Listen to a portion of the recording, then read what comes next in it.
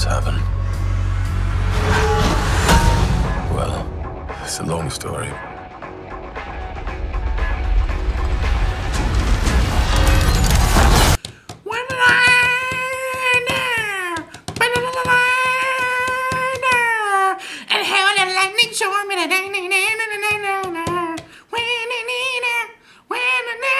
Thor Ragnarok! I'm sorry. That was my interpretation of the Led Zeppelin immigration song.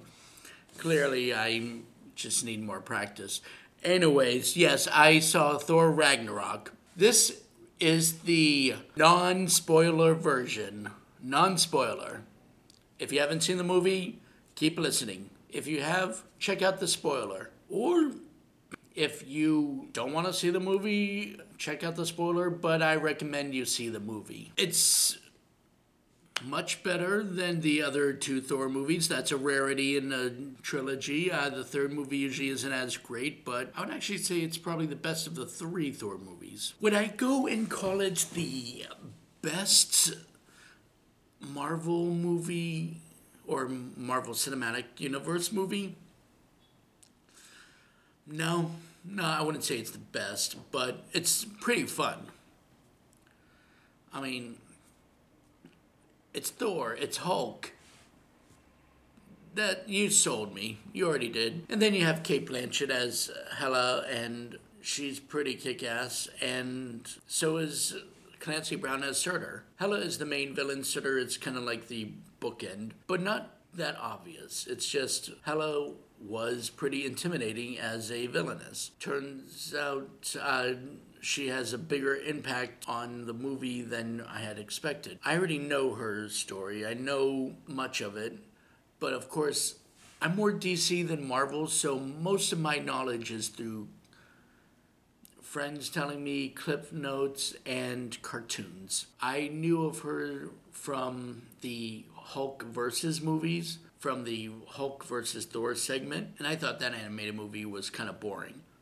Hulk versus Wolverine was good, but yeah, that Hulk versus Thor was not as exciting. But this movie was. It has different surprises in it. I won't give them away. It has some cameos in it that really are entertaining. It doesn't take that much place on Earth. And that's a relief, because some of the better Marvel films have nothing to do with Earth. It just carries the plot beyond just being centrally focused on our planet. There are other planets in the universe, right? The director of the film, it's really, you can tell he watched Guardians of the Galaxy and decided he's going to go with that. But he's also known for other movies where he's done comedies. And he was also in Green Lantern. Yeah, that movie.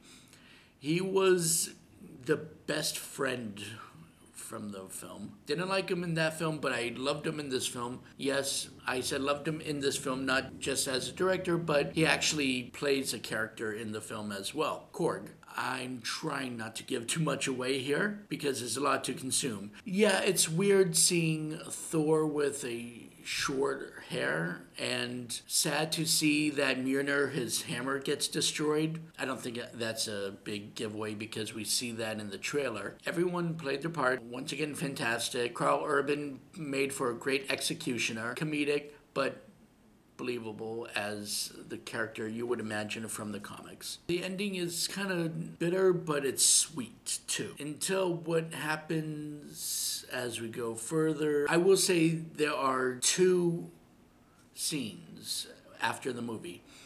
One mid-credit scene and one post-credit scene. Post-credit scene is there for the fun. Mid-credit scene builds. I will only say that much. The music soundtrack was great. A little out of place for a Thor movie, but it actually just amplified the tone they were trying to go with. Trying to make everything more of a lightened story. Mark Ruffalo is more Hulk than he's ever been, because before in the other movies, even all the way back to the Ang Lee movies, Lou Ferrigno provided the voice of the Hulk because it's just mostly growling. But now in this film, since the Hulk talks, it's all Mark Ruffalo. Of course, there are nods to what happened from the last Avengers movie movie, Age of Ultron, we get a glimpse of what happens next.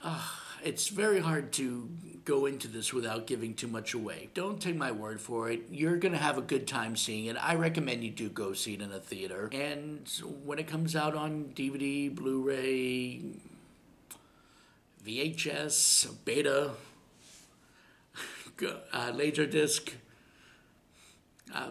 old 8mm film strip, whatever your medium is, buy it. You're going to have a good time. I'm giving this movie an A. It could have been better, yes. Always room for improvement. That's every single thing. But giving it an A, it could have been better by different basic choices. I can't say, but it's just more of a lot happens in the beginning to the middle of the movie. It's just from bam, one scene, bam to another scene, bam this, bam that. And all happens so quick. And then it needs to slow down just a little bit in the middle of the movie just so you can process what happened. And it takes a while before it does slow down, but a good replacement for Natalie Portman, who played, of course, Jane Foster. She wasn't in the movie, so a good replacement was Valkyrie. Although in Planet Hulk, she actually had more of a connection with the Hulk.